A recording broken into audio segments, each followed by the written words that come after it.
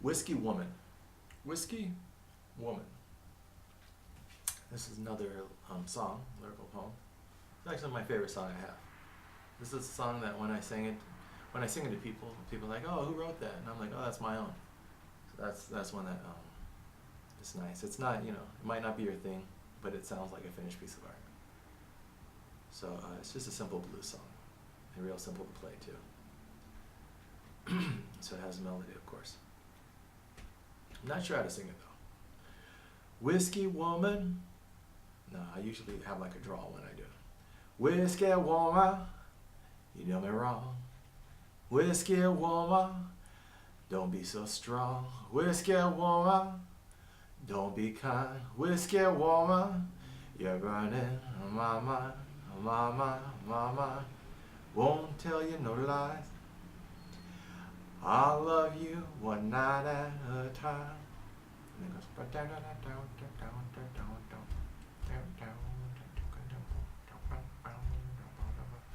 Got your house by yourself. You don't need anybody's help. Got your guitar, wanna sing. Don't need any harmony. Won't tell you no lies. I'll still love you when I say goodbye.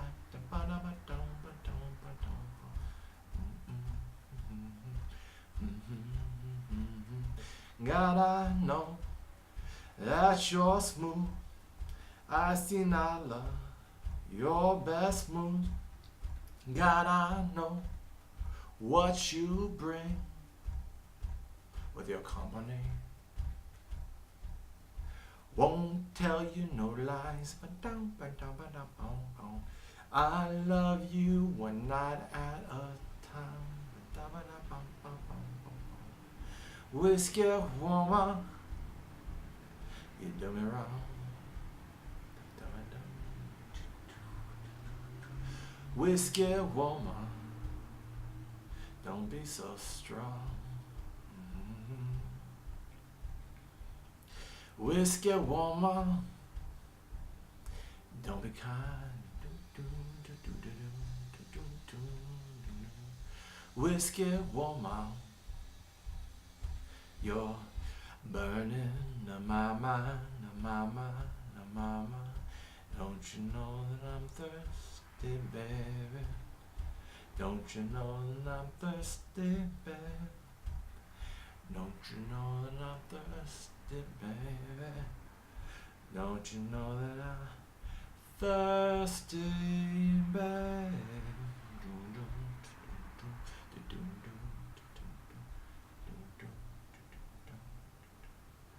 Won't tell you no lies. I love you to the day that I die. Then you do a little walk down. Da da da da da da da da da. Wow. And you play like an A7 or something. And da da da da da. And you do a little finger picking. It's a good song. It's got something there. It's fun to play. And that's also the song, like, you play guitar more and you sing more and you realize you gotta like have fun, you gotta like feel it. And if other people feel it, whatever, you miss a spot. But if you're not entertaining yourself, and that's where like you start to realize that art is an expression of human emotion.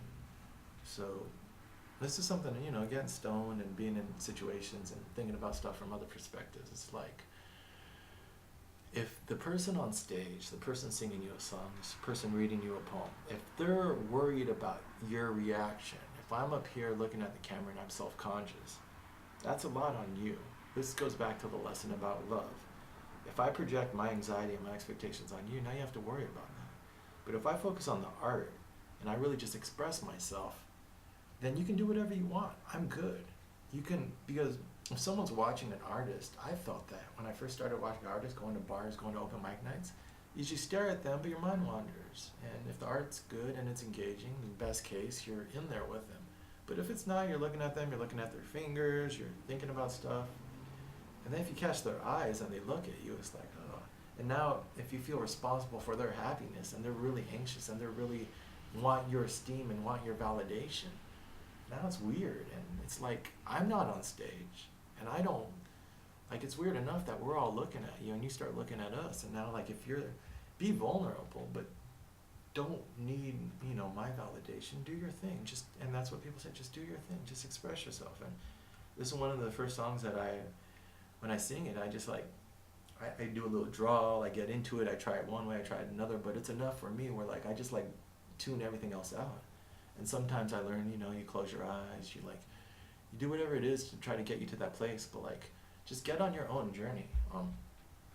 Yeah. And I mean, if you're with a girl, a lot of girls later on in life, I would find they have trouble orgasming and they're trying to find their place, but they have to, I'm going to help you get there, but you have to also put effort to get there and find your own place. But if you're sitting there having sex with someone and you're so worried about how they're viewing you and you're constantly trying to get validation from that, you're ruining the whole magic of the thing. Because now we're in like an ego loop of like, are you okay? And you're trying to put clothes on, or you're trying to hide this scar or that stretch mark. It's like, just be yourself, a pure expression. And then the best sex is when like someone, like, you don't want them to totally tune you out. You don't want them to really just like, you're both just trying to get your own orgasm, but like, it's a balance of like, come and bring something to the table and be a true expression of yourself. And I think that's a very good way to how you do art. When I read a poem or when I do something, I'm just trying to get a nice expression out of this work. And this song really like made that click for me in my head. It was like, because there was enough there that like, it's a fun thing to do. It's like, how much do I want? Sometimes when I play, it's like, whiskey woman, you're doing wrong. And I don't even like say the end of the words. Whiskey woman, don't be so strong.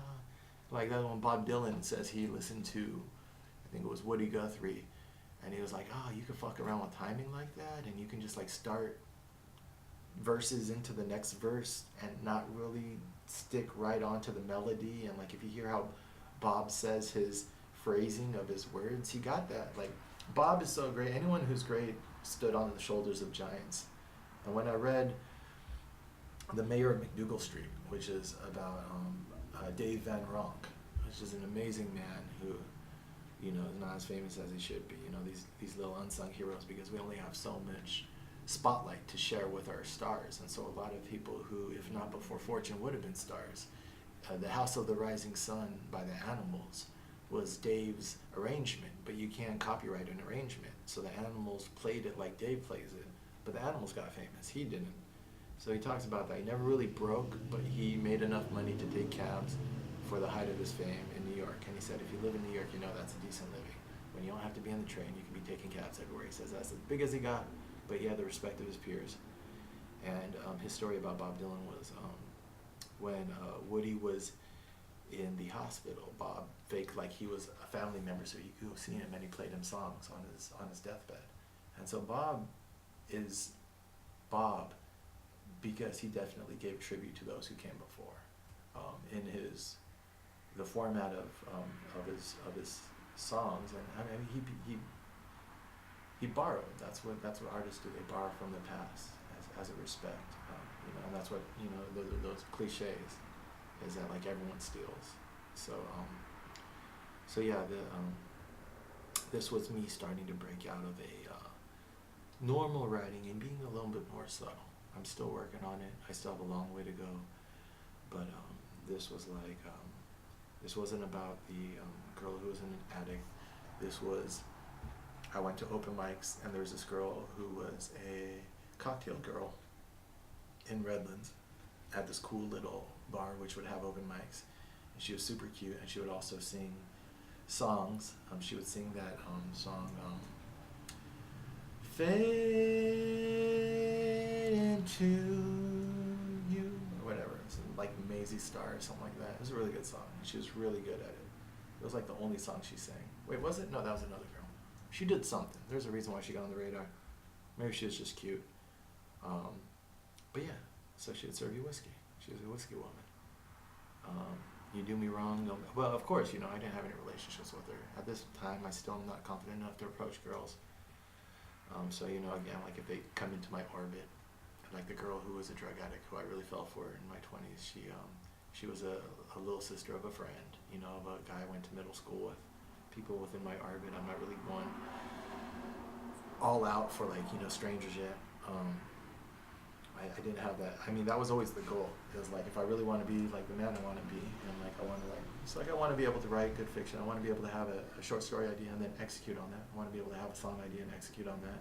I want to be able to see inspiration, a connection with a girl, and then execute on that. Like, oh, what's your number? What's this and that? I'm still working my way towards that. An interesting part of that was Shaz Barbaric. Is I didn't feel like a David McNerney. And that goes back to the culture. You see how all this stuff is related? It's like I don't feel connected in high school. I feel like this is bullshit. I start the underground newspaper. I don't get traction there. I try the Army. I don't get traction there. I try community college. I try Cal State. I don't get traction there. I'm a disaffected youth. I just am loved enough and have a strong enough support system that I'm not violent, I'm not crazy. But I identify with the crazy and violent people. I identify with the shooters. I identify with the drug addicts. I identify with even the terrorists. Like, I identify with people who don't vibe with the dominant culture. I just, like, I'm not sociopathic and I'm not violent, but I feel like my voice is not being heard. I'm gifted enough that I feel like I could get it out through art. And so I'm using the art to get out my voice and my personality, but it's affecting my whole life. It's affecting the way I approach women. It's like, when I talk to people, it's like, I'm not working. And that's what you do to get a good job. If you want a girl, you need a decent job. You need a decent car. I have no social currency that you usually spend in order to get the esteem of the opposite sex. Like, this is what I do. When you meet someone, what do you do? Who are you? And it's down to my name. It's like, I'm still identifying with this email address, Shaz Barbaric. I said in that, I guess so in that CSUSB stories, I did a fictitious story about Shaz Barrick. So at that time, I'd already had the persona, Shaz Barrick. When I write, I'm going to have you have S.B. Barrick. I love the J.R.R. Tolkiens. I love the C.S. Lewis's. So that was going to be my S.B. Barrick. Borrowed from my email, my reinvention. If I'm famous, I want to, now I'm doing the exact opposite. I'm being radical transparency. Everyone knows everything about my life. But back then it was like, I want to have a little bit of buffer between my personal and public life. And so it's going to be Shaz the writer, Shaz Barrick. I didn't have any political interpretation of the barbaric side. I didn't read enough about history to put all this other context to it that I've done since, about like civilization and barbarism and the fact that barbaric has always been a pejorative and no one has ever been able to define what civilization is. If you look up online, you'll have like a million different definitions. There's culture, but like, who's to define what's civilized, especially nowadays when we're reinterpreting when civilization even started. People thought it started maybe 3,000, 5,000 BC, and then they're finding evidence of cultures over 10,000 years old. And the native traditions go back even further. The oral traditions claim that they have hundreds of thousands of years old of their culture. So we're redefining all of the concepts of what it means to be human, and this is all coming out within the last 5-10 years.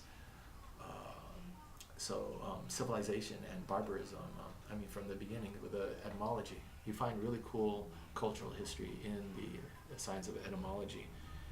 Barbaric comes from a Greek term for babbling, the people who couldn't speak Greek. So it was pejorative to people outside the dominant culture. So barbaric is just, or like savage comes from silva. That's one of the few Latin words I remember, or that's the root or whatever it is, but it's from the word that means woods, the people who live in the woods. It's always a pejorative, the people who live outside the city who we don't know the other, those who are less than us because they're not Greek. And then the supposed civilization has always just been a bunch of opinionated, egotistical assholes. And we're finding that there was order and there was culture with its own wisdom outside of these dominant cultures. And right now, as we approach certain crises which might be terminal to the human species, it would be very irresponsible for us to leave any of that wisdom on the table while we try to solve these problems.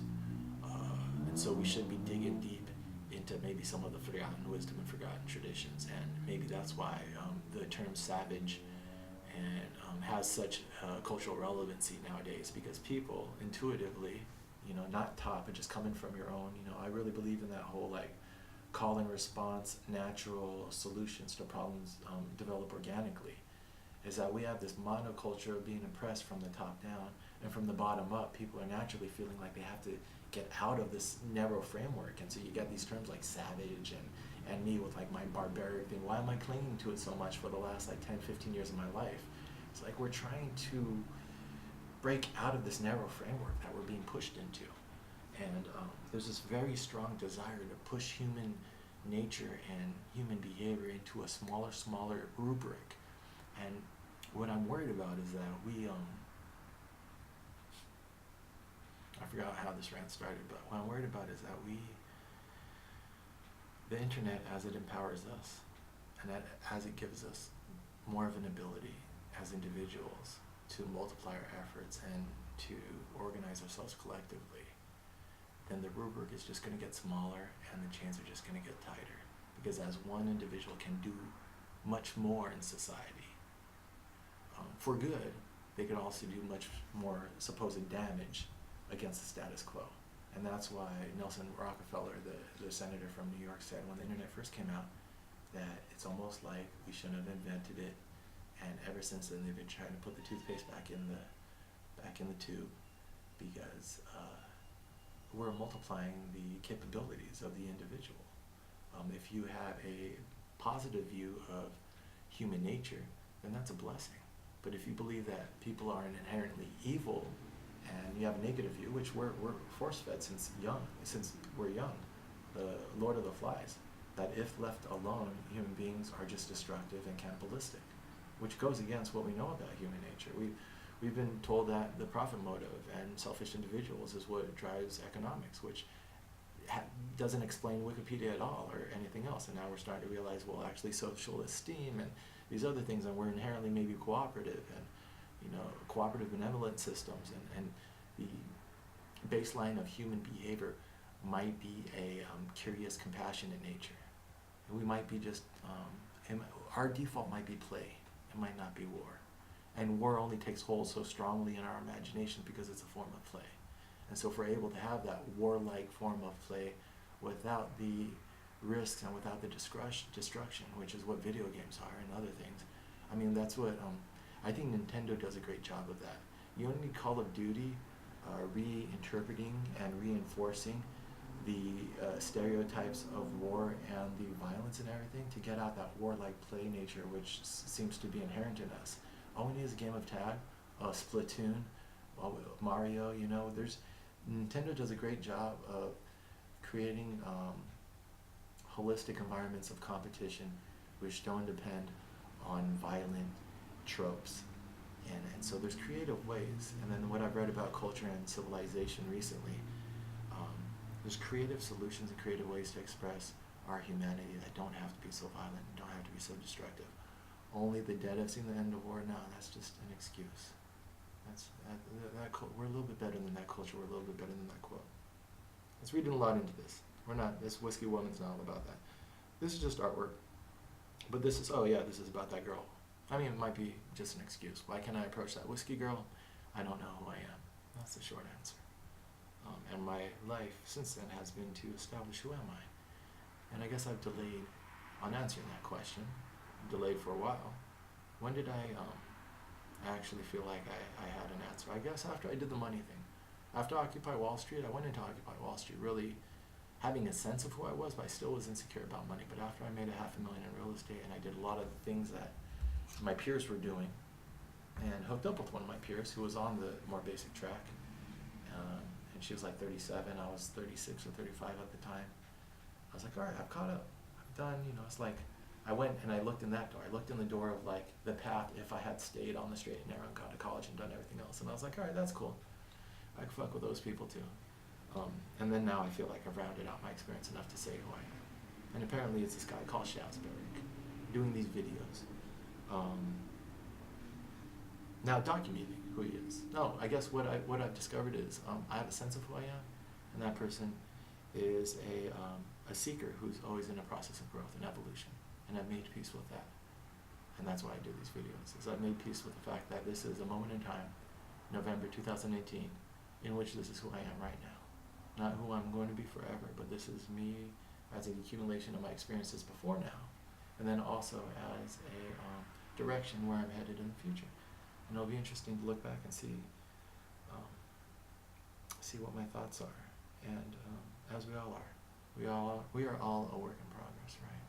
And that's the beauty of life, is that I mean, at its best, spirituality provides that form of redemption, that we are all a work of progress. At its best, a good movie makes you feel like you grew a little bit, that you got someone else's experience and someone else's perspective, and that's what the art of cinema is supposed to be. Putting you in someone else's shoes for like an hour or two, and allowing a little bit of transformation to take place in your life as if those were your experiences. The same with the book, but only now it's in your imagination, which is more personal, because now you have the cameras in your head and your voice in the actors and everything. This is a song with the emotion, that captures emotion so well that later on, when you hear a song that you used to really vibe to when you were, 10 years, 20 years ago,